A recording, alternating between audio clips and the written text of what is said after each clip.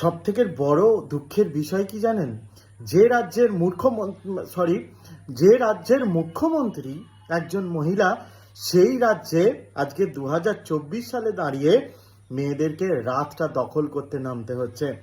আমার সবথেকে বড় কথা, সঞ্জয়কে কেন প্রেসার দেওয়া হচ্ছে না? সঞ্জয় বলেছে নাকি যে আমাকে ফাঁসি দেওয়া হবে, দিয়ে দিন। অশ্বত্থামাও এইরকম কিন্তু মহাভারতের সময় বলেছিল যে আমার মৃত্যু ভয় নেই, আমাকে মৃত্যু দিয়ে দিন। কিন্তু তার থেকে কৃষ্ণ যদি মৃত্যুটা ছিনিয়ে নিতে পারে, তাহলে কলকাতা পুলিশের জানি না কোথায় একটা বাধা আটকাচ্ছে না। বাধা কেন পুলিশের 3rd ডিগ্রি দিচ্ছে না? কেন ওকে একটা অঙ্গ কেটে দিচ্ছে না? কেন ওকে কেটে কুটে ফেলে রাখছে না? কেন ওকে বেধড়ক মারছে না? কেন বরফের ওপর শুইয়ে রাখছে না? কেন বস্তার মতন তাকে উল্টে উপর দিকে পা আর নিচের দিকে মাথা করে ঝুলিয়ে দিচ্ছে না? কেন তার মুখ থেকে কিছুই বের করতে পারছে না? এটা আমি এখনো বুঝতে পারলাম না। যে মানুষটা এত, যার মধ্যে কোনো মৃত্যু ভয়ই নেই, তাকে মৃত্যু বা ফাঁসি দিয়ে কোনো লাভ নেই।